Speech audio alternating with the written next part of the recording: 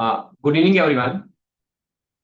हमने कल से ये 10+2 कॉमर्स लेक्चर का बैच स्टार्ट किया था और उसमें से हम अकाउंटिंग इन फाइनेंस स्टार्ट किया था और उसमें जो हमारा मेन टॉपिक था that was Indian accounting standards and international accounting standards.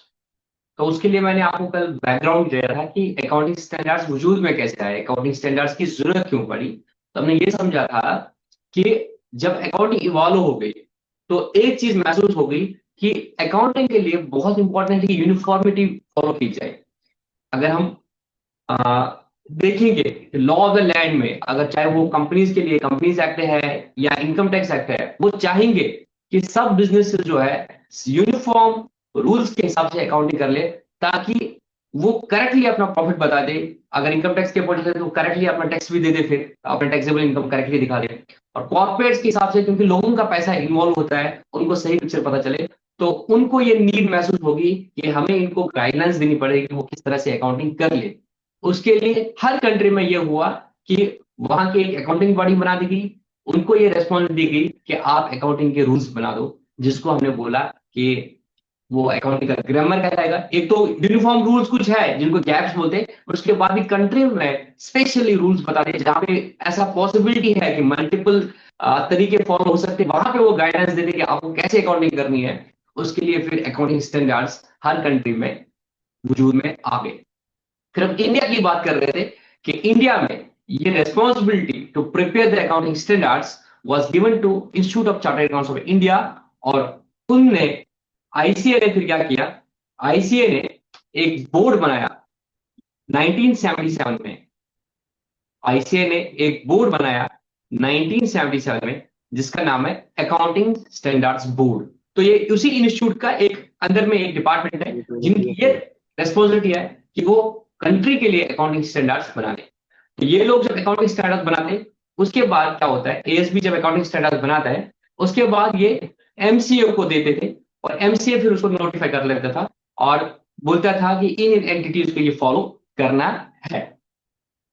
तो कंपनीज को अगर अकाउंटिंग स्टैंडर्ड्स फॉलो करने थे तो होता क्या था, इंस्टीट्यूट का एएसबी जब बनाता था फाइनली वो एमसीए को देता था और एमसीए फिर उसको नोटिफाई करता। बट आज की डेट में एमसीए जो है, इन्होंने भी एक एजेंसी रखी है, उसका नाम है NEPRA, NFRA, national financial reporting agency. तो अब होता क्या है, इंस्टीट्यूट जब आईसीपी के थ्रू एएस बनाएगा, अकाउंटिंग स्टैंडर्ड बनाएगा, वो नेफ्रा को दिया जाएगा। नेफ्रा उसको चेक करेगा, जब नेफ्रा को ठीक लगेगा तो वो एमसीए को बोलेगा ठीक है, आईसीए ने जो एएस दी है ठीक है, अब आप इसको नोटिफाई कर लो। इस तरीके से फिर वो नोटिफाई होके एप्लीकेबल होते हैं। यहां तक किसी को कोई डाउट? अब होगा क्या, जब अकाउंटिंग स्टैंडर्ड्स के हिसाब से सब कंपनीज बैलेंस शीट बना देंगे, जब अकाउंटिंग स्टैंडर्ड्स के हिसाब से सब कंपनीज बैलेंस शीट बनाएंगे, इमेजिन हम एग्जांपल दे रहे हैं कंपनीज की, तो क्या होगा, यूनिफॉर्मिटी फॉलो हो जाएगी।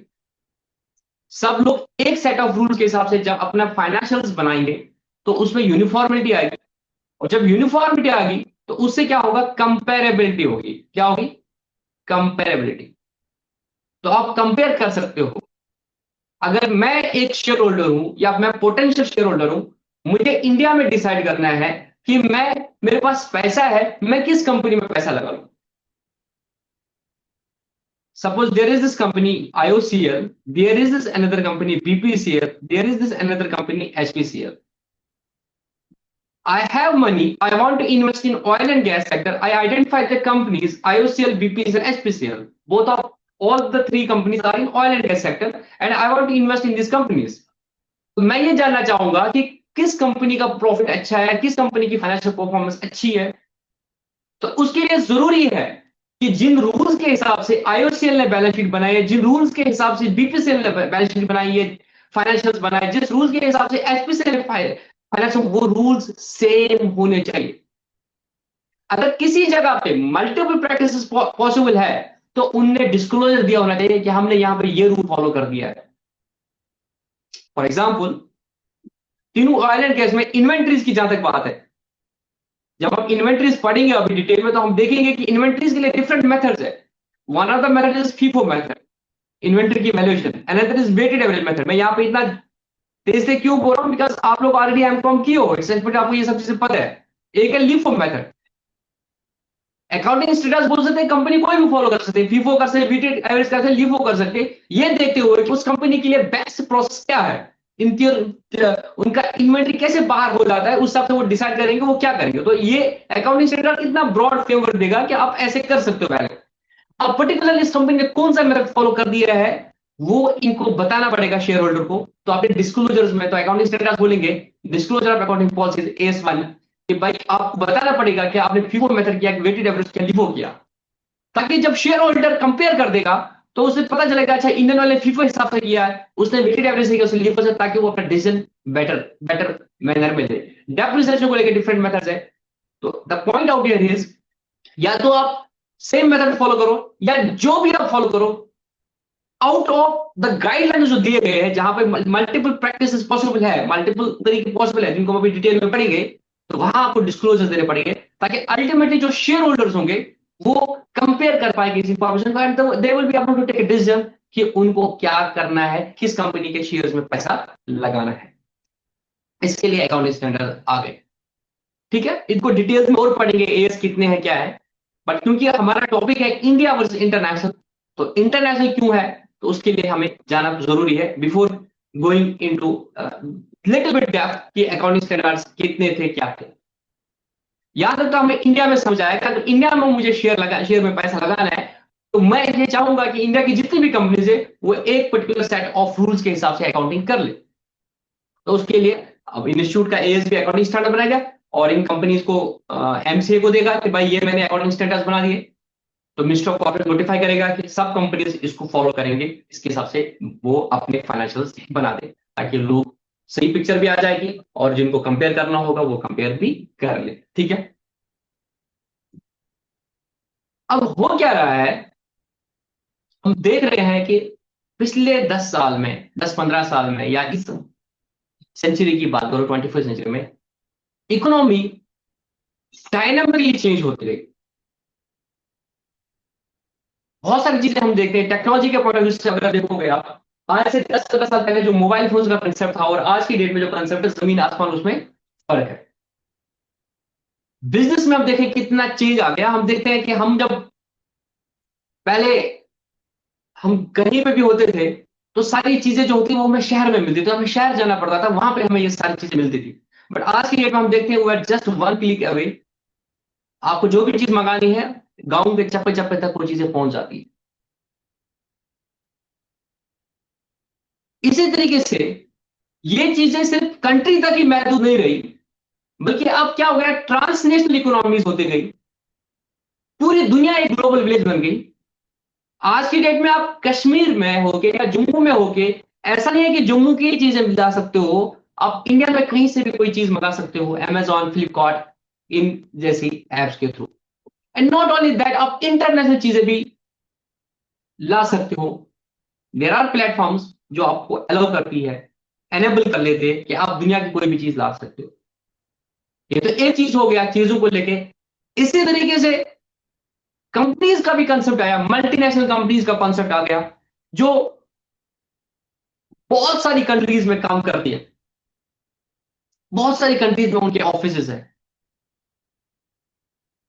Plus there came this concept of investing not only in the country, आप दुनिया के किसी भी कंट्री में, प्रोवाइडेड वहां के रूल्स अलाउ करते होंगे, आप वहां पे इन्वेस्ट कर सकते हो।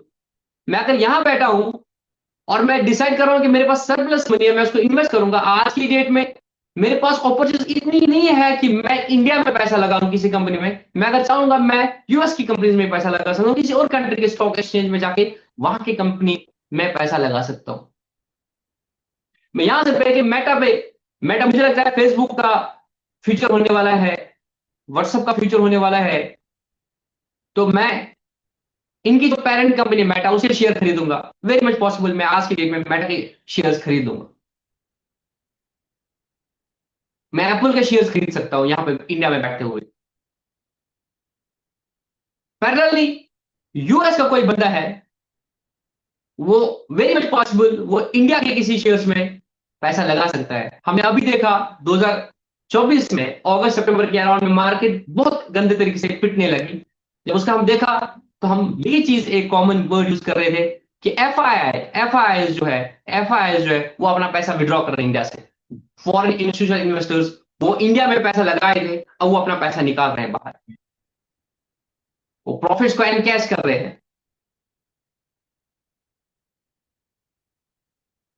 तो आप मुझे बताओ, अगर वो लोग इंडिया में पैसा लगाना चाहते हैं या हम लोग अमेरिका में पैसा लगाना चाहते हैं, अभी तो यह था कि कंट्री की जो एक अकाउंटिंग स्टैंडर्ड बोर्ड है वो वहां पे अकाउंटिंग के रूल्स बनाता है, तो उस हिसाब से वो रूल्स बनाते हैं। मुझे बताओ, मैं अगर अमेरिका की कंपनी में पैसा लगाना चाहता हूं और अमेरिका के रूल्स टोटली डिफरेंट है एज कंपेयर टू इंडिया, तो क्या मैं सही डिसीजन ले पाऊंगा? टेल मी, क्या मैं सही डिसीजन ले पाऊंगा? क्या आपको महसूस नहीं हो रहा है कि नॉट ओनली कि इंडिया की कंपनीज एक यूनिफॉर्म रूल्स के हिसाब से बैलेंस शीट बना ले, फाइनेंशियल बना ले, पूरी दुनिया के कंपनीज यूनिफॉर्म रूल्स के हिसाब से फाइनेंशियल बना ले, ताकि अगर आपको कंपेयर करना है अमेरिका की कंपनी और इंडिया की कंपनी किस पे पैसा लगाओ, वो कंपैरेबिलिटी तभी आएगी जब दोनों के जो फाइनेंशियल है एक ही सेट ऑफ रूल्स के हिसाब से बने होंगे। So the need was felt कि there should be global accounting standards, ताकि जिसको भी कंपेयर करना है financials across countries among the companies तो वो कर सके। तो इसके लिए एक, आप समझ लीजिए, एक कमिटी बना दी गई, एक ऑर्गेनाइजेशन बना दी गई, और उसका नाम था इंटरनेशनल अकाउंटिंग स्टैंडर्ड्स कमिटी, जो कि अराउंड 1973 में बना दी गई। तो इसमें क्या हुआ, हर कंट्री की जो अकाउंटिंग बॉडी थी, जैसे हमने देखा इंडिया में आईसीए है, इसी तरह बाकी कंट्रीज के अपने ये प्रीमियर अकाउंटिंग बॉडी, तो वो सब मिलके एक कमेटी बनाते हैं, इंटरनेशनल अकाउंटिंग स्टैंडर्ड कमेटी। और इस इंटरनेशनल अकाउंटिंग स्टैंडर्ड कमेटी ने इंटरनेशनल अकाउंटिंग स्टैंडर्ड्स बनाने स्टार्ट कर दिए, जिनका नाम था इंटरनेशनल अकाउंटिंग स्टैंडर्ड्स, ताकि कोई भी कंट्री अगर चाहे वो इन इंटरनेशनल अकाउंटिंग स्टैंडर्ड्स को अडॉप्ट कर ले।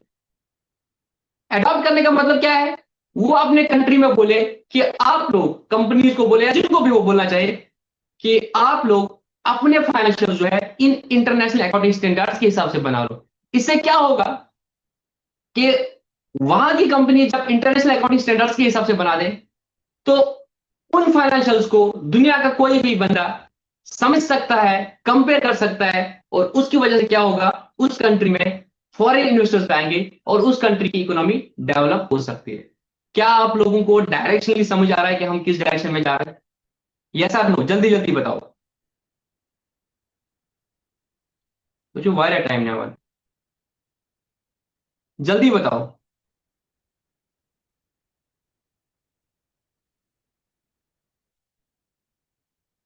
समझ आ रहा है नहीं आ रहा है समझ? Yes sir. अनम्यूट तो ऐसे करा ना, थोड़ी सी जल्दी जल्दी बना, तो एक लगता है ना कि सामने वाले बंदे सुन रहे हैं।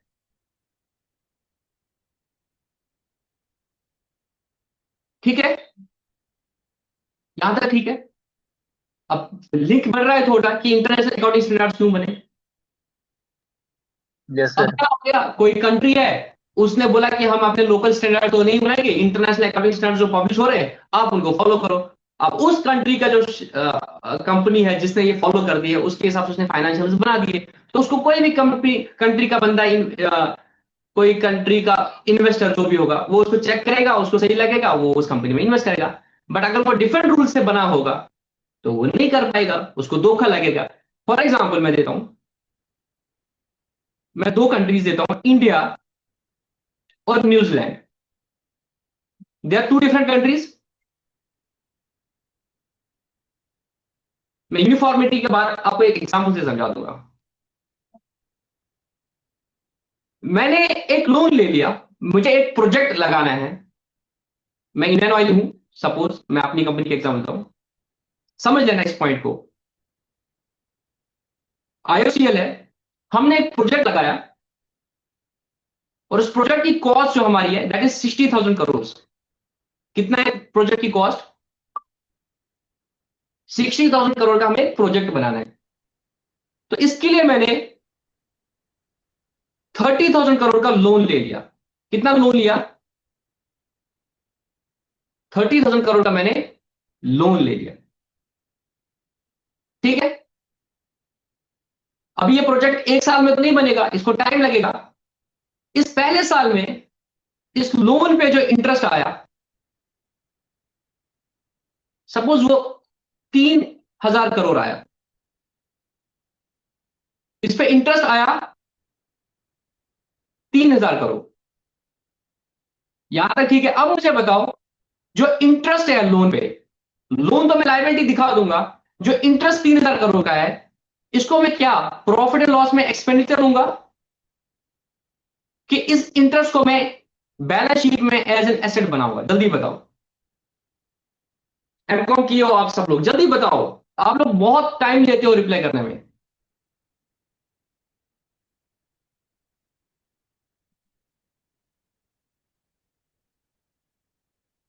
जल्दी बताओ, अनम्यूट करो और जल्दी बताओ। ये समझ आ रहा है? 30,000 करोड़ का मैंने लोन लिया, उसमें मुझे 3,000 करोड़ का इंटरेस्ट आया पूरे साल का। वो इंटरेस्ट जो है उसको मैं एक्सपेंडिचर मानूं कि उसको मैं एसेट मानूं? कोई जवाब ही नहीं दे रहा है। अनम्यूट करो, जवाब दो, 2 मिनट का काम है। Sir, expenditure. Very good. किसने बोला एक्सपेंडिचर?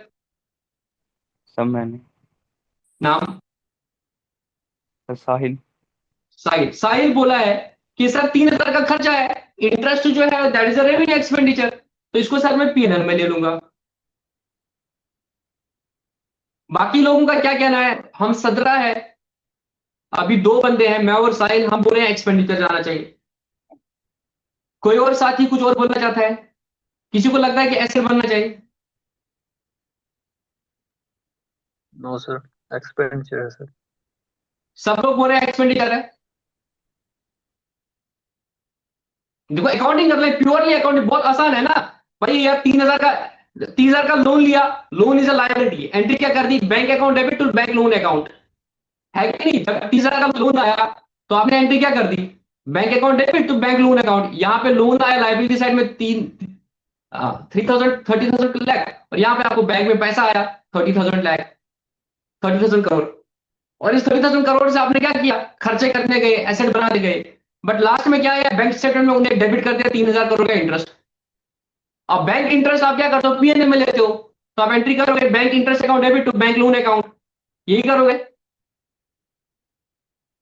बैंक इंटरेस्ट को डेबिट करोगे 3,000 से तो बैंक लोन अकाउंट 3,000, और इंटरेस्ट बोलोगे रेवेन्यू एक्सपेंडिचर है, इंटरेस्ट जाएगा पीएनएल में, तो PNL account debit 3,000 to bank interest 3,000, तो आपका प्रॉफिट 3,000 करोड़ से कम होगा।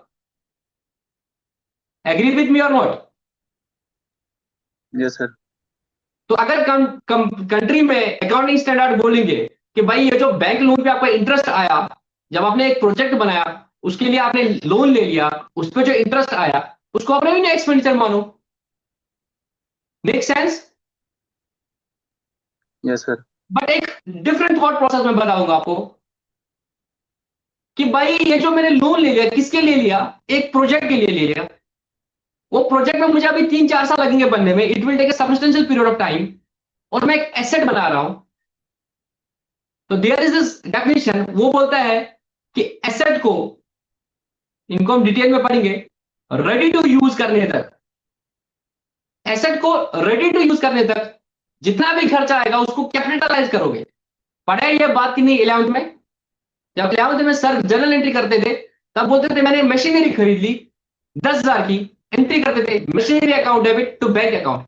फिर बोलते थे इस मशीनरी को इंस्टॉल करने के लिए 1,000 रुपया दे दिया, इसकी एंट्री कर लो।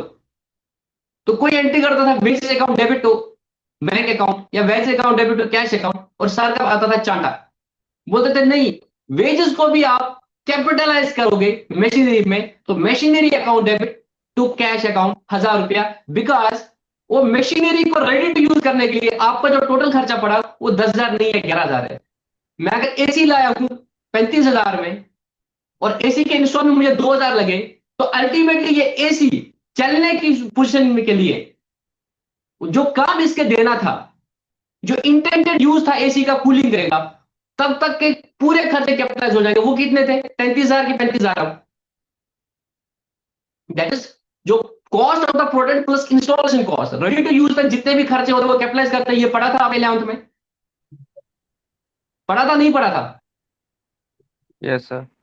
रेडी टू यूज तक जितने भी खर्चे हो जाएंगे वो कैपिटलाइज हो जाएंगे। तो यस सर। भाई इस एसेट को बनाने में मुझे ये 30,000 का लोन भी लगा पूरा का पूरा, ये खर्चा लगा 30,000 का खर्चा, प्लस जो इंटरेस्ट लगा वो भी तो इस एसेट को बनाने में लगा ना। अगर मैं ये लोन नहीं लेता तो मैं ये एसेट बना ही नहीं पाता। तो प्रिंसिपल तो ठीक है, वो इंटरेस्ट भी तो ड्यूरिंग कंस्ट्रक्शन पीरियड लगा। तो जब तक एसेट रेडी टू यूज नहीं होगा, जब तक मेरा ये प्लांट नहीं बनेगा पूरा, तब तक इस प्लांट के जितने भी खर्चे हो जाएंगे वो कैपिटलाइज हो जाएंगे। तो इस फिलॉसफी से भी क्या निकलेगा? हम बोलेंगे जो बोरोइंग कॉस्ट इनकर हो गई है 3,000 करोड़ की, interest, it is called borrowing cost. ये 3,000 भी जब तक ये प्लांट नहीं बनेगा तब तक ये बोरोइंग कॉस्ट भी कैपिटलाइज हो जाएगी। एक दूसरा थॉट प्रोसेस निकला। अंडरस्टैंड कर रहे हो नहीं कर रहे हो? जी सर। तो अगर इंडिया में अकाउंटिंग स्टैंडर्ड्स बना दिए गए, अगर इंडिया में अकाउंटिंग स्टैंडर्ड्स बना दिए गए और उसमें यह डिसाइड हो गया, उसमें यह डिसाइड हो गया कि भाई इंडिया में अगर बोरोइंग कॉस्ट इनकर होगी तो उसको क्या करेंगे? तो उसको कैपिटलाइज करेंगे। तो उस केस में वो क्या करेगा?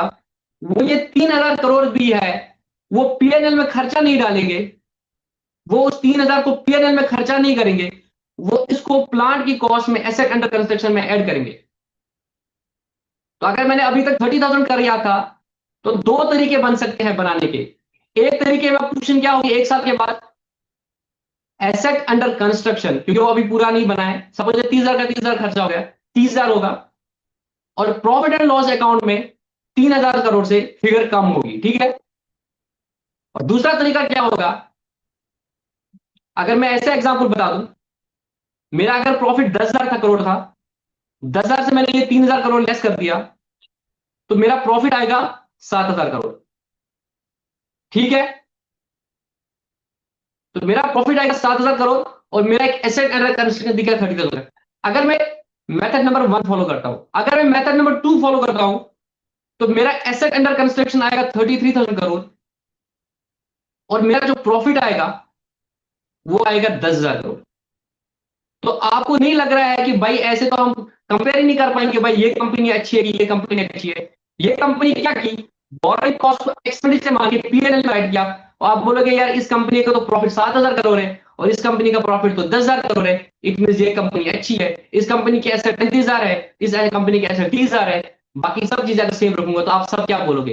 हम तो बी में लगाएंगे पैसा, जबकि दोनों का सेम है। बस अकाउंटिंग ट्रीटमेंट अगर डिफरेंट कर दिया तो आप धोखा खा सकते हो, नहीं खा सकते हो। Yes sir. तो कंट्री में तो समझ आया, अगर ये दोनों इंडिया की कंपनीज है तो ये डेफिनेटली वो अकाउंटिंग स्टैंडर्ड फॉलो करेंगे। जो बोलेगा AS16 होगा इंडिया में तो वो बोलेगा बोरोइंग कॉस्ट के हिसाब से भाई इसको क्वालिफाइंग एसेट है तो आप इसको कैपिटलाइज करोगे, तो मैं भी कैपिटलाइज करूंगा, ये भी कैपिटलाइज करेगा। बट अगर ये इंडिया की कंपनी है और ये न्यूजीलैंड की कंपनी है तो आप तो धोखा खा गए। न्यूजीलैंड में उसको एक्सपेंडिचर मार रहा है, बोल रहे खर्चा इस खर्चा भाई कैपिटलाइज वैपिटलाइज कुछ नहीं होता है। इंडिया में बोल रहा है नहीं नहीं भाई वो तो कैपिटलाइज हो जाएगा। तो आप इनको कंपेयर नहीं कर सकते ना दोस्त, आप धोखा खा सकते हो। तो द नीड वॉज फेल्ट कि इंटरनेशनली सब कंपनी जो है इंटरनेशनल अकाउंटिंग स्टैंडर्ड फॉलो, और इंटरनेशनल अकाउंटिंग स्टैंडर्ड जब होगा बोरोइंग कॉस्ट का, सपोज IAS 23, तो वो क्या बोलेगा कि भाई इसको कैपिटलाइज करो, तब न्यूजीलैंड का बंदा भी कैपिटलाइज करेगा, इंडिया का बंदा भी कंपेयर करेगा, कैपिटलाइज करेगा, और आप दोनों को कंपेयर कर सकते हो। यहां तक ठीक है? समझ आ रहा है? Yes sir. मजा जी आ सर। रहा है पढ़ने में? Yes sir. ये चीजें पढ़ी थी अभी तक एमकॉम में, तो नहीं पढ़ी थी अभी तक? किस किसने ये चीजें पढ़ी थी? सर पढ़ी थी। अच्छा भूल गए थे बट ठीक है। अब हम देखेंगे इंडिया की journey towards international accounting standards. तो अब मैंने आपको बता दिया, तो there was this international accounting standards committee, जिसका बाद में फिर नाम चेंज हुआ था इंटरनेशनल अकाउंटिंग स्टैंडर्ड्स बोर्ड। ठीक है, तो अगर आप इंडिया की बात करेंगे अभी, तो इंडिया में हमारा है अकाउंटिंग स्टैंडर्ड्स बोर्ड आईसीए का, और इंटरनेशनल में there is this board called international accounting standards board. ये बनाता है इंटरनेशनल अकाउंटिंग स्टैंडर्ड्स। क्या बनाता है? International accounting standards. मैं लास्ट में आपको नोट से थोड़ी डिटेल की चीजें बताऊंगा, सुपरफिशली, बट अभी मैं आपको कंसेप्ट बता रहा हूं। तो मैं बहुत सारी चीजें हो सकता है छोड़ दूंगा, बट ये कंसेप्चुअल के लिए इंपॉर्टेंट है। डिटेल में एएसबी कब बना, आईएसबी कब बना, 2001 तक क्या था, 2001 के बाद का, वो हम डिटेल में पढ़ेंगे from the examination point of view. But अभी कंसेप्चुअल कर रहे हैं, तो एएसबी बनाता था अकाउंटिंग स्टैंडर्ड्स।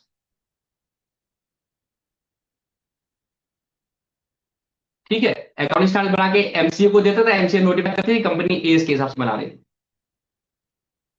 अब इंटरनेशनली समझ लो, जब इंटरनेशनल लेवल पे बना रहे हैं, ये तो इंटरनेशनल पूरा दुनिया को सोच के बना रहे हैं, इंटरनेशनल लेवल पे इकोनॉमी कैसे चलती है उस हिसाब से बनाते थे इंटरनेशनल अकाउंटिंग स्टैंडर्ड्स। तो जब ये इंटरनेशनल अकाउंटिंग स्टैंडर्ड्स कमिटी होती थी, तब ये आईएएस बनाती थी। क्या बनाती थी? International accounting standard. बाद में जब इसका नाम बोर्ड हो गया, इंटरनेशनल अकाउंटिंग बोर्ड, तब इन्होंने जो बना दिए उसके बाद स्टैंडर्ड, उसका नाम था आईएफआरएस। क्या नाम था? IFRS, international financial reporting standards. International financial reporting standards. तो ये आईएएस बनाते थे, और जब ये हो गया तो इन्होंने अब बनाने स्टार्ट कर दिए आईएफआरएस। तो अब इसने क्या किया, ऐसा नहीं है कि जो जो आईएएस उसने बना दिए उनको बंद कर दिया, नए बना दिया, नहीं, जो पहले चलते आ रहे थे उनको रखी गया। अब नए जो आगे उनका नाम आईएफआरएस इन्होंने स्टार्ट कर दिया। तो सपोज आईएएस 1 से लेके ये 30-41 तक पहुंच गए थे, और उसके बाद 2001 आया।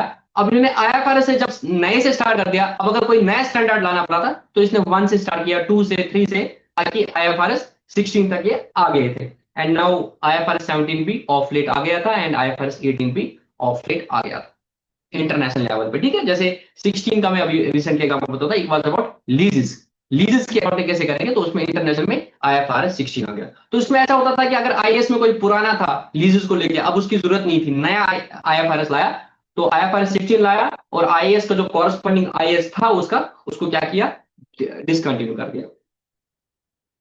यहां पे समझ आ रहा है? अब देखो, यस सर। अब हमें इंडिया में महसूस हो रहा है, अभी तक एएस के हिसाब से बन रहा था जो ये था, अब हमें महसूस हो रहा है कि भाई हमें इंटरनेशनल लेवल तक पहुंचना है। इंटरनेशनल लेवल तक पहुंचना है, तो दो तरीके थे हमारे पास।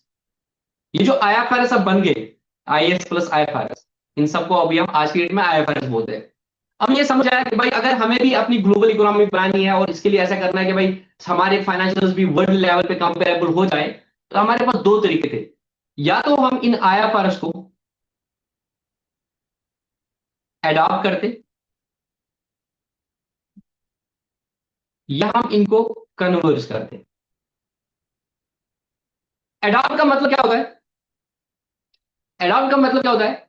एज इट इज इन चीजों को लेना। तो अगर हमारी कंट्री डिसाइड कर लेती कि अब इंडिया की जितनी भी कंपनीज हैं वो आईएफआरएस फॉलो करेंगे, तो एक कट ऑफ डेट दी जाती है एमसीए की, सपोज 1 अप्रैल 2017 के बाद सब कंपनी जो है, इंडिया की कंपनीज सपोज, या लिस्टेड कंपनीज आई गेस आप लोगों को पता होगा, जो स्टॉक एक्सचेंज में लिस्टेड है, वो सब कंपनीज अपने बैलेंस शीट, फाइनेंशियल स्टेटमेंट जो है, वो आईएफआरएस के हिसाब से बना रहे हैं। तो उसमें जब इंडिया की अकाउंटिंग स्टैंडर्ड्स बोर्ड होगा, आईसीए का अकाउंट, वो कोई खुद से मेहनत नहीं करेगा, वो बोलेगा वो आईएफआरएस है, वहां से ले लो, अपने फाइनेंशियल मुझे इस हिसाब से बनते हुए चाहिए। तो ये एक तरीका था। तो क्या ये सही तरीका था? कोई आप में से बता सकता है? ना मेहनत करनी है ना कुछ करनी है, बोलो भाई जो आईएफआरएस है उनको फॉलो करो।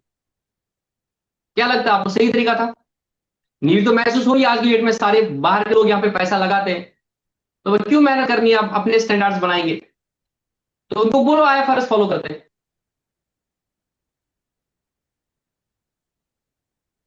तो कहने को तो इजी था ना, आईएफआरएस वहां से उठा के बोल देते भाई आईएफआरएस अडॉप्ट कर लो। बट हमें कंट्री की इकोनॉमी भी देखनी होती है कि हमारी इकोनॉमी कैसी चल रही है, हमारे यहाँ पे इकोनॉमिक कंडीशंस कैसी है, क्या हमारी जो इंडस्ट्रीज है वो एफर्ट कर सकते हैं ये जो आईएफआरएस में कहानियां लिखी है, ये जो आईएफआरएस में लिखा है कि ये चीजें मद्देनजर रखनी है, उनको फॉलो कर सकते थे, नहीं कर सकते थे। जब उन आईएफआरएस को ये अकाउंटिंग स्टैंडर्ड्स बोर्ड और इंडस्ट्री के बड़े लोग रीड करने बैठे, होलिस्टिकली चीजों को देखा, उनको अगर हम अडॉप्ट करेंगे हमारी इकोनॉमी में क्या असर पड़ेगा, तो they reach to the conclusion नहीं, अभी देश इस चीज के लिए रेडी नहीं है कि हम आईएफआरएस को एज इट इज अडॉप्ट कर ले। बिकॉज आईएफआरएस में कुछ ऐसी कहानियां लिखी है, वो हम अभी इन सेपरेट फॉलो नहीं कर सकते। अगर हमने फॉलो कर दिया तो हमारी जो कंपनीज है उनकी बैलेंस शीट्स हिल जाएंगी, रिजल्ट्स बहुत गंदे आएंगे, और cost of implementing those accounting standards, those IFRS will be too much high. I was attending this conference, I guess in the beginning of May, perhaps 3rd May को मैं वो एक conference attend कर रहा था। It was accounting standards day, ICA celebrate कर रहा था, and I being the member of ICA, तो मैं उस मीटिंग में कॉन्फ्रेंस में था। तो there was the CFO of one company, he told us कि अभी जो इंडेस 117 आया है, उसमें हम आ जाते हैं अभी, the cost of implementing that Ind AS in their company, guess करो उस इंडेस को इंप्लीमेंट करने का, भाई फॉलो करने का खर्चा, पता है एडिशनल खर्चा कितना था? It was 30 crore. उस कंपनी को 30 करोड़ रुपया खर्चा करना पड़ा उस इंडेस को फॉलो करने के लिए। इंडेस 116 ऑन लीजेस, इसको इंप्लीमेंट करने के लिए अगेन द कंपनीज को ऐसे सॉफ्टवेयर लेने पड़े लीज अकाउंटिंग के लिए कि उनकी कॉस्टिंग करोड़ में गई। तो हर कोई कंपनी एफर्ट नहीं कर सकती है, और हर कोई कंपनी के पास जो रिसोर्सेस होते हैं, मैन पावर, वो इतने एफिशिएंट नहीं होते। हर कोई कंपनी बहुत सारे चार्टर्ड अकाउंटेंट्स एफर्ट नहीं कर सकती, और आम ग्रेजुएट्स इस कैपेबल नहीं होते हैं कि वो ये सारे अकाउंटिंग स्टैंडर्ड्स को फॉलो कर ले, उनको इंप्लीमेंट करे, उनके हिसाब से अकाउंटिंग करे। तो इन सबको इंप्लीमेंट करने के कॉस्ट आपको बहुत ज्यादा आती है, उनको इंटरप्रेट करना, फिर अपनी कंपनी के हिसाब से उसको कैसे इंप्लीमेंट करेंगे, कितने चेंजेस करने पड़ते हैं सॉफ्टवेयर में और सब चीजों में, ताकि वो कंप्लाइंट टू द आईएफआरएस बने, वो बहुत ज्यादा होती है। तो द नीड वाज फेल्ट कि हम ये नहीं कर पाएंगे, आईएफआरएस को एज इट इज फॉलो नहीं कर पाएंगे, हम अभी इस चीज के लिए तैयार नहीं होते। जैसे बाकी चीजों के लिए हम देखते हैं, हम बोलते हैं कि अभी लोग इस चीज के लिए तैयार नहीं है।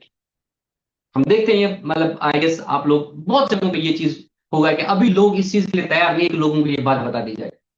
सिमिलरली अभी हमारी इकोनॉमी, हमारी इंडस्ट्री वो कैपेबल नहीं है कि वो आईएफआरएस को एज इट इंप्लीमेंट करे, बिकॉज उसका कॉस्ट बहुत ज्यादा है, प्लस उसके जो रिपरकशन है वो बहुत ज्यादा है। मैं आपको एक एग्जांपल देता हूं, फिर मैं बताऊंगा कि हमने अडॉप्ट नहीं किया। हमने वो गैप जो था, अगर एएस इधर है और आईएफआरएस इधर है, हमें इस लेवल तक पहुंचना है, हम पहुंचेंगे जरूर, 10 साल 15 साल 20 साल बाद पहुंचेंगे उधर, कि हम भी आईएफआरएस के हिसाब से बना दे। पर अभी हमारी इकोनॉमी उतनी रेडी नहीं है, अभी हमारे लोग उस कैपेबल नहीं है। तो क्या किया जाता है? अब गैप को ब्रिज करते हो। हम देखते हैं जो ट्रैफिक रूल्स दिल्ली एनसीआर में फॉलो होते हैं, वो ट्रैफिक रूल्स जम्मू कश्मीर में फॉलो नहीं होते।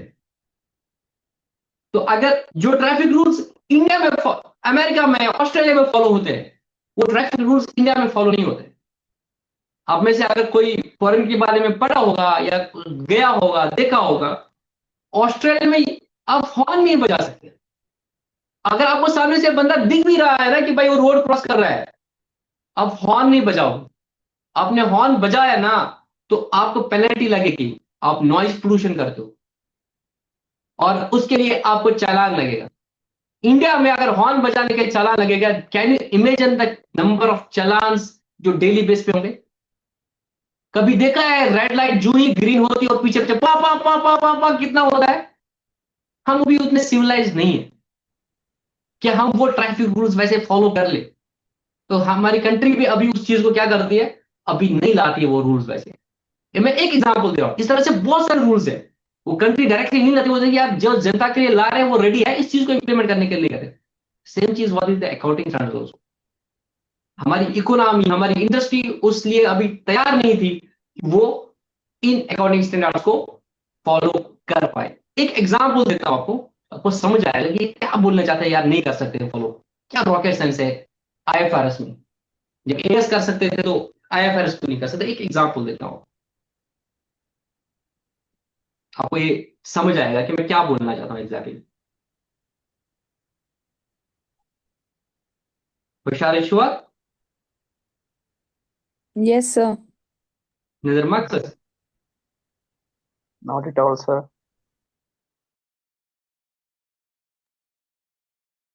मैं एग्जैक्ट आईएफआरएस का नाम नहीं लूंगा, मैं इसमें एग्जाम्पल देता हूं। पता है आईएफआरएस क्या बोलता है?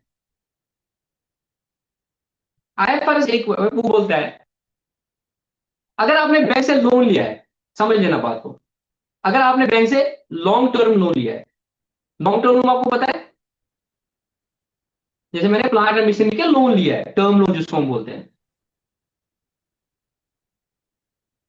तो इसको आप कहां दिखाते हो?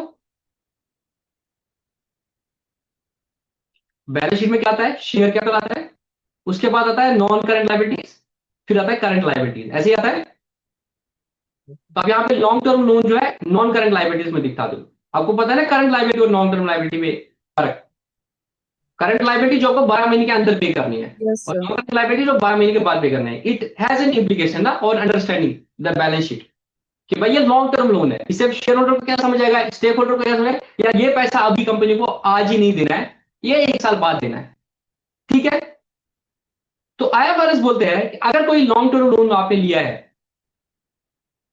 और जो बैलेंस शीट डेट था, या कभी भी उस दिन अगर लोन की किसी क्लॉज का, लोन के किसी क्लॉज का वायलेशन हुआ है, लोन के किसी क्लॉज का वायलेशन हुआ है,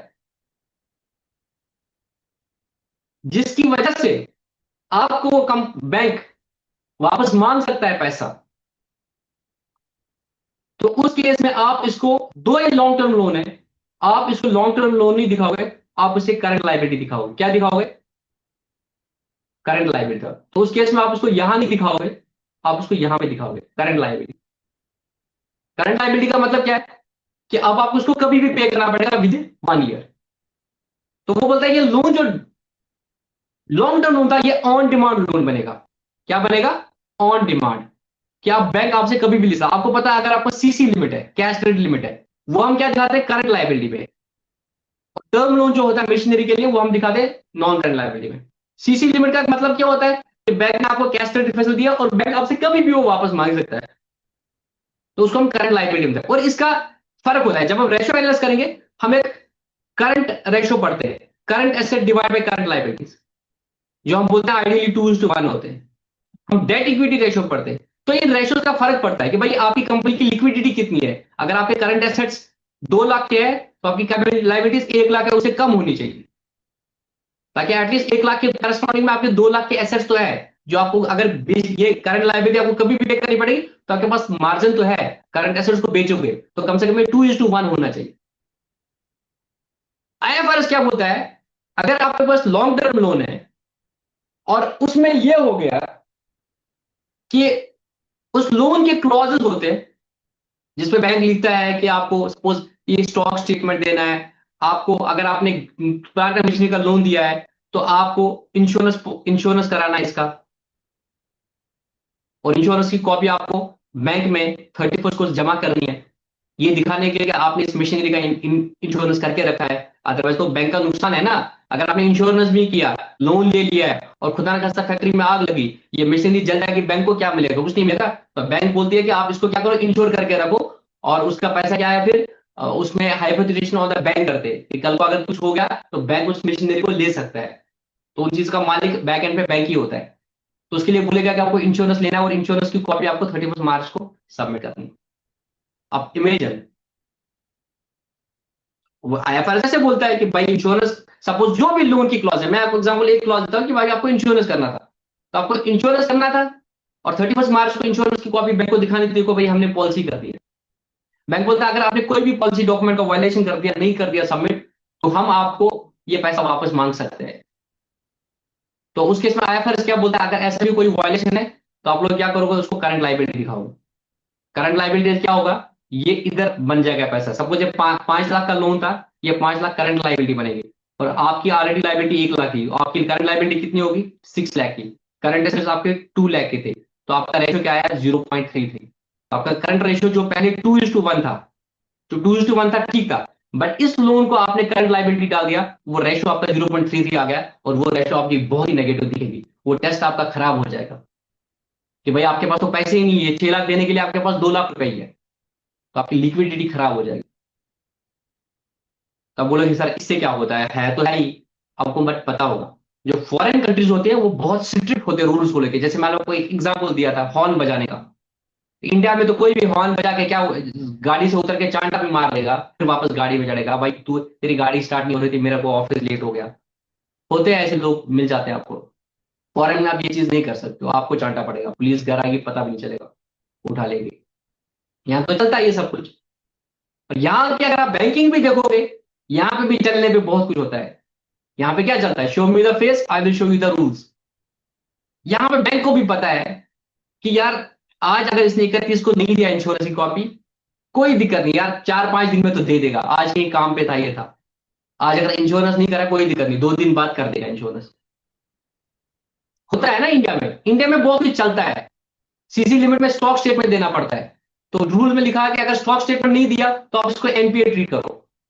तो इमेजिन बैंक में स्टॉक स्टेटमेंट आया नहीं, दुकानदार बोल रहा है, दुकानदार को फोन कर रहा है बैंक का मैनेजर, अरे भाई तूने सीसी लिमिट लिया, स्टॉक स्टेटमेंट देना, बोल रहा है ए यमोसे आवरसे आजस 4 इज हो ये, तो वो दुकानदार दे ही नहीं रहा उसको स्टॉक स्टेटमेंट।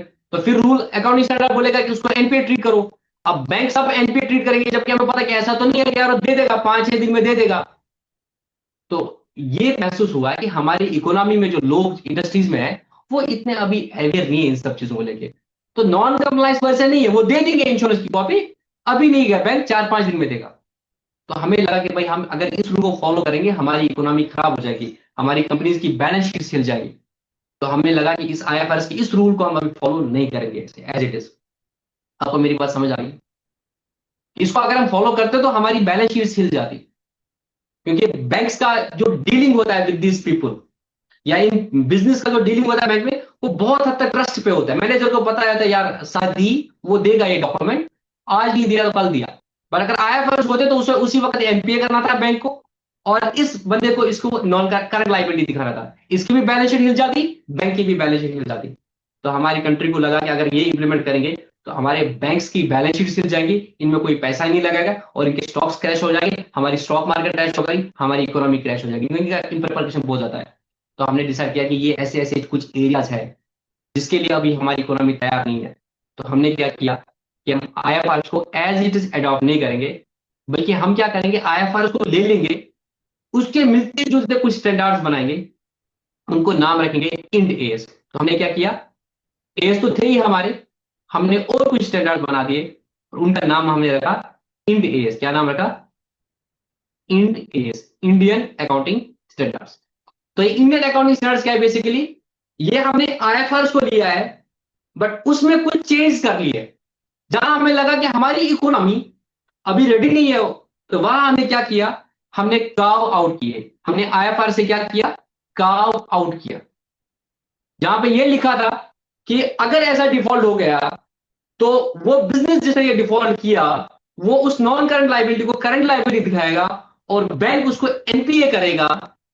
हमने कहा आउट किया कि नहीं नहीं नहीं, ठीक है, हमने ऐसा किया, ठीक है 31 मार्च को ये है, बट जब तक फाइनेंशियल स्टेटमेंट बोर्ड से अप्रूव हो रहे, जब तक फाइनेंशियल बोर्ड से अप्रूव हो रहे, सपोज वो 31 मई को हो रहे, तो यहां तक भी अगर उसने वो डॉक्यूमेंट दे दिए बैंक को, तो ये करंट लायबिलिटी नहीं माना जाएगा, ये नॉन करंट। तो हमने क्या किया, वो यहां तक ही बोल रहा था, हमने थोड़ा मार्जिन दिया यार, जब तक साइन हो रही है बैलेंस शीट, उसमें टाइम लगता है पूरा बनाने में, बनेगी 31 मार्च की, बट अडॉप्ट होंगे बोर्ड में उसमें टाइम लगता है। हमने ये बोला कि तब तक भी अगर ये नॉन कंप्लायंस को कंप्लाई कर देगा तो उस केस में उसको नॉन कंप्लायंस नहीं माना जाएगा, तो वो नॉन करंट लायबिलिटी रहेगा। तो हमने क्या किया, उसमें से प्रोवाइडर डाल दिया, provided if the non compliance is rectified till the financial statements are approved by board, the liability will still be considered as non-current liability.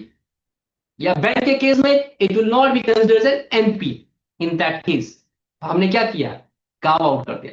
इसी तरीके से और भी कुछ डिफरेंसेस थी जो हमने अपने हिसाब से, अपनी इकोनॉमी के हिसाब से कर दिया। जैसे वहां पे बोलते हैं statement of financial position, IFRS में वर्ड किया जाता है बैलेंस शीट को स्टेटमेंट ऑफ फाइनेंशियल पोजीशन। हमने बोला कि हमारे जो मतलब एक इंडस्ट्री है वो अभी स्टेटमेंट ऑफ फाइनेंशियल पोजीशन बोलने की आदि नहीं है, वो बैलेंस शीट बोलने की आदि है। तो आईएफआरएस में आप देखो कि बैलेंस शीट वर्ड यूज नहीं होगा, वहां पे होगा स्टेटमेंट ऑफ फाइनेंशियल। हमने बोला कि नहीं, हम अपने अकाउंटिंग स्टैंडर्ड में वर्ड यूज करेंगे बैलेंस शीट। तो पीएनएल के लिए हमने कर दिया, वो भी स्टेटमेंट ऑफ पीएनएल बोलते हैं, तो हमने भी स्टेटमेंट ऑफ पीएनएल किया। पहले हम प्रॉफिट एंड लॉस अकाउंट बोलते थे, अब हमने वर्ड यूज किया स्टेटमेंट ऑफ पीएनएल।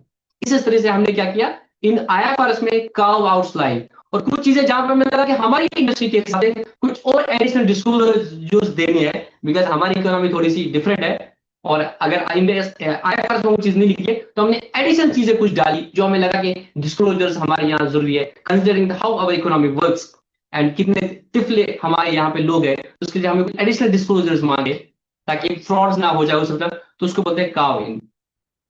तो हमने क्या किया, इन आईएफआरएस में कुछ कार्व आउट्स लाए और कार्व इन्स लाए, अपने स्टैंडर्ड्स बनाए। तो आईएफआरएस को ले लिया, उसमें से थोड़ा प्लस माइनस कर दिया, जो हमने बाकी लॉ में भी किया। जब हम अपने बाकी लॉ देखते हम कहते हैं ये तो हमने अंग्रेजों से लिया हुआ है, प्लस माइनस थोड़ा अपने हिसाब से किया। सेम हमने अकाउंटिंग में भी कर दिया, उनके आईएफआरएस उठाए, प्लस माइनस कुछ कर दिया, अपने इंडियस लाए और उनको नाम दिया इंडियन अकाउंटिंग स्टैंडर्ड्स। और इनका नंबरिंग में हमने कैसे किया, जैसे आईएफआरएस में नंबरिंग था, आईएएस का था 1 2 3 4 5 6 अप टू 41, फिर आईएफआरएस 1 2 3। अब यहाँ पे हमारे पास आईएएस 1 भी है और आईएफआरएस 1 भी है। सपोज आईएएस 1 इज, मैं एग्जांपल देता हूँ, presentation of financial statements, and IFRS 1 is first time adoption of IFRS। अब जब इंडेस लाएंगे तो इंडेस में 1 ये भी है, ये 1 भी है, तो हमने क्या किया, आईएएस 1 को इंडेस 1 कर दिया नाम, इंडेस 1 नाम कर दिया, और आईएफआरएस 1 को नाम किया इंडेस 101। तो आपको क्या करेंगे, इंडेस मिलेंगे 1 टू लेके 41, फिर आपको मिलेंगे आईएफआरएस 101, इंडेस 101। जैसे यहाँ पे आईएफआरएस 2 था, यहाँ पे क्या होगा, इंडेस 102। तो जहां जहां यहाँ पे आईएफआरएस था उसको हमने 101 से स्टार्ट कर दिया, बाकी उनकी नंबरिंग। जैसे यहाँ पे आईएफआरएस 16 है लीजेस को, तो यहाँ पे इंटर में हम क्या करेंगे, अब आईएफआरएस है तो उसकी जगह लेंगे इंडेस 116। इंश्योरेंस के लिए यहाँ पे 17 है, तो यहाँ पे क्या होगा, इंडेस 117। Revenue from contracts with customers IFRS 15 है, तो हमने क्या रखा यहाँ पे 115। और जहां पे आईएएस 1 है या आईएएस 2 है इन्वेंट्रीज, यहाँ पे क्या होगा, इंडेस 2 होगा इन्वेंट्री। आपको ये बात समझ है, इसको हम डिटेल में और करेंगे। तो मुझे बताओ क्या यहां तक आप लोगों को समझ आया जो हमने आज पढ़ा। अकाउंटिंग स्टैंडर्ड्स पढ़े जो पहले थे, इंडेस पढ़े हमने, अकाउंटिंग स्टैंडर्ड्स पढ़े जो पहले थे, इंटरनेशनल अकाउंटिंग स्टैंडर्ड्स पढ़े जिनको हम आज के दिन में आईएफआरएस बोलते हैं, और फिर bridge to bridge the gap हमने इंड एस लाए। यहां तक समझ आया, जल्दी यस बताओ। सर। Yes sir. तो यू गॉट दिस आइडिया कि इंटरनेशनल अकाउंटिंग स्टैंडर्ड्स क्या है, इंडियन अकाउंटिंग स्टैंडर्ड्स और नॉर्मल एएस क्या है। अब हम थोड़ा सा ब्रीफ में आज पढ़ेंगे और कल के लेक्चर में ये इस टॉपिक को, ये जो हमारा टॉपिक था इसको कंप्लीट करेंगे। आज मैं एक बुक से पढ़ाऊंगा आपको, थोड़ा सा और अगर कुछ छूट गया होगा मुझे ये बता कि आपको नोट दिख गया अभी कि नहीं दिख रहा है, आपको स्क्रीन पे क्या दिख रहा है अभी। Accounting standards. हाँ है ना, तो आज हम ये वाला पढ़ेंगे कि कुछ चीजें मैंने अभी सिर्फ आपको कंसेप्चुअल क्लैरिटी दे दी, अभी बहुत सारी चीजें देनी है एग्जाम में पूछा, ये बुक्स मैं आपके साथ शेयर करूंगा, आप टेंशन मत लेना, बट आइडियल टाइम में शेयर करूंगा। फिलहाल हम इससे देखेंगे कुछ चीजें अगर मुझे और मेरे से रह गई वो मैं बताता हूँ। और अकाउंटिंग स्टैंडर्ड्स क्या करते हैं, तो ये 4 चीजें करते हैं। जो भी अकाउंटेंट है वो डील क्या करता है, रिकॉग्निशन ऑफ ट्रांजैक्शन, मतलब अकाउंटिंग स्टैंडर्ड्स हमने समझा कि ये तो गाइडेंस देते हैं किस चीज को लेके, किसी भी ट्रांजैक्शन को जो रिकॉर्ड करना उसको हम क्या बोलते हैं, रिकॉग्निशन। क्या बोलते हैं, रिकॉग्निशन, कि उसको हम रिकॉर्ड करेंगे कि नहीं करेंगे, कब रिकॉर्ड करेंगे। फिर उसमें आता है मेजरमेंट, कि कितने वैल्यू पे करेंगे, प्रेजेंटेशन, कि कैसे दिखाएंगे, कहां पे दिखाएंगे, एंड देन आता है डिस्क्लोजर रिक्वायरमेंट्स, कि कुछ डिस्क्लोजर इसके बारे में नोट्स के अकाउंट्स में देना है कि नहीं देना है। तो एएस हमें इन 4 चीजों को लेके गाइड करते हैं। अब अकाउंटिंग स्टैंडर्ड्स को बनाया कैसे जा रहा है, मैंने आपको बोला there is this board, accounting standards board.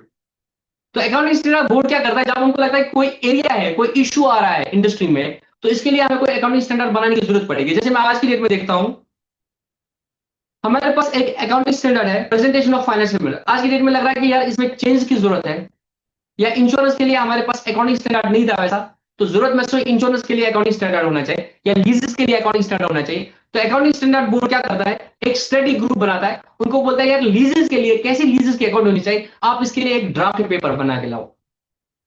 तो ये जो ड्राफ्ट पेपर बनाता है अकाउंटिंग स्टैंडर्ड्स बोर्ड का स्टडी ग्रुप, वो बोर्ड को देता है, बोर्ड उसको लगता है ठीक है चेंज वेंज करके, फिर ये क्या करता है बोर्ड, इसको इंडस्ट्री में सर्कुलेट करता है। जो इंडस्ट्री होती है, जैसे पब्लिक सेक्टर अंडरटेकिंग है, control and auditor general of India है, एसोचैम है, ये सब चीजें हैं, सेबी है, इन सबको दे देता है कि आप इसको इंडस्ट्री में शेयर कर लो। आप जो कंपनी जिससे इफेक्ट होने वाली होंगी लीजेस को लेके, वो हम ये बोलते हैं कि ये होना चाहिए, आप अपनी राय दे दो इस ड्राफ्ट को लेके।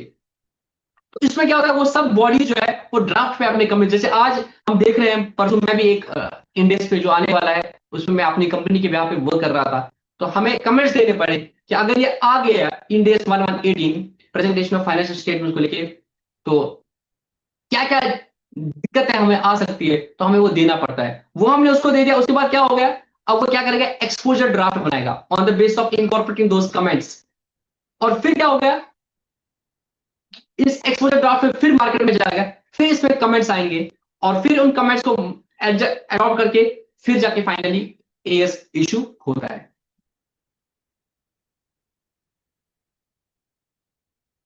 अब एएस कौन इशू करेगा, अकाउंटिंग स्टैंडर्ड्स बोर्ड।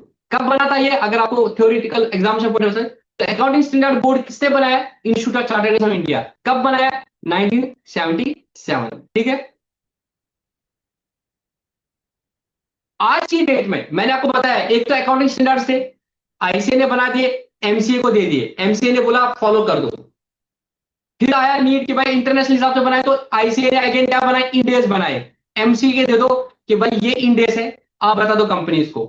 तो अब एमसी ने क्या बोला कि जो इंडेस है, तो बताया हर कंपनी को बनाने की इंडेस हिसाब से जरूरत नहीं है, बिकॉज हर कोई कंपनी अभी अफोर्ड नहीं कर सकती इंडेस के लिए चार्टर्ड अकाउंट्स आपके पास इतने सारे होने चाहिए, तो वो नहीं कर पाएगी, हर कोई कंपनी अफोर्ड नहीं कर पाए। आज की डेट में कोई भी छोटा बंदा गया उठा के कंपनी बना लेता है, तो क्या वो एक चार्टर्ड अकाउंट को रखेगा इंडेस कंप्लाइंट बैलेंस शीट बनाने के लिए, नॉट पॉसिबल।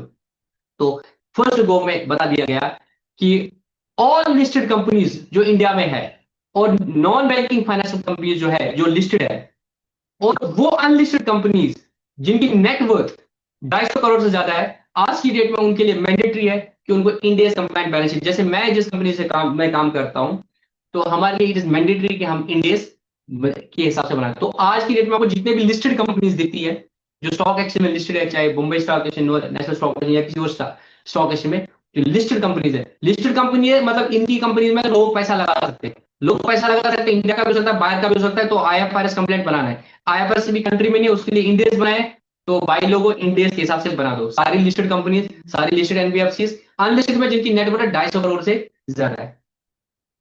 उसके बाद बचे वो अकाउंटिंग स्टैंडर्ड्स जो आईसीए ने बना के एमसीए को दिए थे, तो एमसीए ने वो सारे तो नोटिफाई नहीं किए थे, जो जो नोटिफाई किए थे कंपनीज के लिए, तो बाकी जो कंपनीज बची, कौन बची, वो अनलिस्टेड कंपनीज, वो अनलिस्टेड एनबीएफसीज जिनकी नेटवर्थ 250 करोड़ से कम है। बिकॉज अगर लिस्टेड कंपनी है, कंपनी लिस्टेड हो सकती है, अनलिस्टेड हो सकती है। लिस्टेड मतलब जिसके स्टॉक शेयर स्टॉक मार्केट में लिस्टेड है, तो लिस्टेड कंपनी हो, लिस्टेड एनबीएफसी हो, they have to make India compliant financial statements. Unlisted companies अगर 250 करोड़ से ज्यादा net worth, they have to make the India compliant. तो बचे कौन, अनलिस्टेड कंपनीज जिनकी नेटवर्थ 250 करोड़ से कम है, उनको क्या करना पड़ेगा, उनको जो बाकी एएस बने हैं एएस के हिसाब से बैलेंस शीट बनानी पड़ेगी।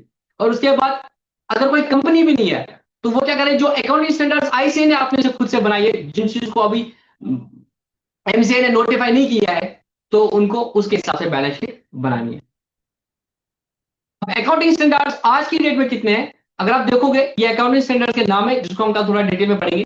पहला अकाउंटिंग है डिस्क्लोजर ऑफ अकाउंटिंग पॉलिसीज, के there are this accounting policies जहां पे आप डिफरेंट अकाउंटिंग पॉलिसी फॉलो कर सकते हैं। Whatever policy you are following you have to disclose it. जैसे मैंने स्टॉक के बारे में, वैल्यूएशन ऑफ इन्वेंटरी के बारे में बता दिया, और फिफो मेथड से कर सकते हो, लिफो मेथड से कर सकते हो, वेटेड एवरेज से कर सकते हो। आप कौन सा मेथड फॉलो करते हो, तो आपको ये बताना पड़ेगा नोट्स के अकाउंट में, ताकि आपको शेयर होल्डर्स को पता चल जाए। तो वो आपको बोल रहा है कि डिस्क्लोजर AS1 बोलता है कि आपको वो डिस्क्लोज कर रहा है। वैल्यूएशन ऑफ इन्वेंट्रीज के बारे में, कैश फ्लो स्टेटमेंट के बारे में, इस तरह से इन सब के बारे में हर चीज के बारे में डिफरेंट AS है। पहले एक AS6 होता था, आप देखो ना 5 के बाद 7 है, 6 नहीं है। AS6 होता था डेप्रिसिएशन, AS10 होता था फिक्स्ड एसेट। आपने अगर याद होगा 11th या 12th में कभी पढ़ा होगा, तो AS6 होता था डेप्रिसिएशन के लिए, AS10 होता था फिक्स्ड एसेट के लिए। फिर जब इंड AS आए या IFRS है, IFRS में there was this property plant and equipment. तो फिर लगा यार वहां पे वर्ड यूज होता है प्रॉपर्टी प्लांट एंड इक्विपमेंट, यहाँ पे फिक्स्ड एसेट बोलते हैं। तो हम क्या करते हैं, हम भी 6 और 10 को खत्म करके एक नया AS लाते हैं, AS10 प्रॉपर्टी प्लांट इक्विपमेंट। इस तरह से 6 खत्म हो गया, 7 है, 8 खत्म हो गया, that was on research and development. उसके लिए AS26 आया इंटेंजिबल, तो AS8 को खत्म कर दिया गया। तो इस तरह से हर, जैसे मैं अभी बोरोइंग कॉस्ट को बोल रहा था आपको कि इंटरेस्ट की बात हो रही है, ये टोटल 29 थे, बट अगर नंबर देखोगे नंबर 7 है, 27 है। तो आज अभी तक 27 AS है जो ICA ने इशू कर दी है, बट अगर नंबर देखोगे 27 है। क्यों? दो जो थे AS6 वो मर्ज हो गया AS10 के साथ, AS8 खत्म हो गया, उसकी जगह AS21 है। तो इफेक्टिवली हम बोलोगे आज की डेट में नंबर ऑफ अकाउंटिंग स्टैंडर्ड्स जो है वो 27 है। ठीक है, नंबर में 29 तक है, बट दो खत्म हो गए तो बचे 27। इंडिया AS जो है, मैंने आपको बताया उसकी कहानी, इंडिया कैसे बने। अब list of India as on 1 August जो है 101, that is first time adoption of international accounting standards. 102 share basis payment, ये तक 1 था। और 1 2 3 4 ये क्या था, जो IS1 IS2 IS3 उनको ऐसे रखा, जो IFRS थे उनकी जगह 1 डाला, 116 डाला, 115 डाला, ऐसे कर दिया। और लोकल बॉडी जो होते ये आपको पढ़ने की जरूरत नहीं है। तो आज मैं थोड़ा आपको बेसिक्स ऑफ, एक तो ये समझा दिया कि इंडियस क्यों बनाने पड़े, कन्वर्ट कैसे कर दिए, और थोड़ा सा ये बता दिया।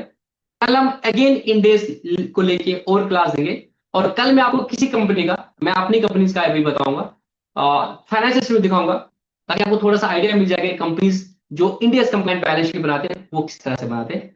तो आज के लिए इतना ही, किसी साथी का कोई डाउट होगा तो वो अनम्यूट कर सकते हैं। आई होप आपको आज की क्लास अच्छी लगी। अनम्यूट करके वो भी बोल सकते हो कि मजा आ रहा है पढ़ने में, कि बोरिंग सा लग रहा है, डायरेक्शनलेस लग रहा है, वैल्यू एडिशन हो रही कि नहीं हो रही है। आप लोग जब भी क्लास में आओगे तो मेरी कोशिश ये होती है कि क्लास से पहले जो आपकी नॉलेज थी और क्लास के बाद जो नॉलेज है उसमें इजाफा होना चाहिए। अगर वो इजाफा हो रहा है, वो वैल्यू एडिशन हो रही है, तो बहुत अच्छा है। अगर वो नहीं हो रहा है तो मैं आपके लिए रिलेवेंट हूँ, ये क्लास आपके लिए रिलेवेंट है। पर सिंस आई डोंट नो कि आप में से कौन किस बैकग्राउंड से है, क्या है, तो मैं एक जनरल व्यू लेके वो पढ़ा रहा हूँ। इसमें वेरी मच पॉसिबल होगा कि मैं जो पढ़ा रहा हूँ, सामने जो बच्चा है उसको मेरे से भी ज्यादा नॉलेज है, तो उनके लिए ये सेशन रिलेवेंट इररिलेवेंट होंगे, तो वो अपना टाइम जाया ना करें। बट अगर ऐसा है कि आपको वैलिडेशन हो रही है तो बहुत अच्छी बात है।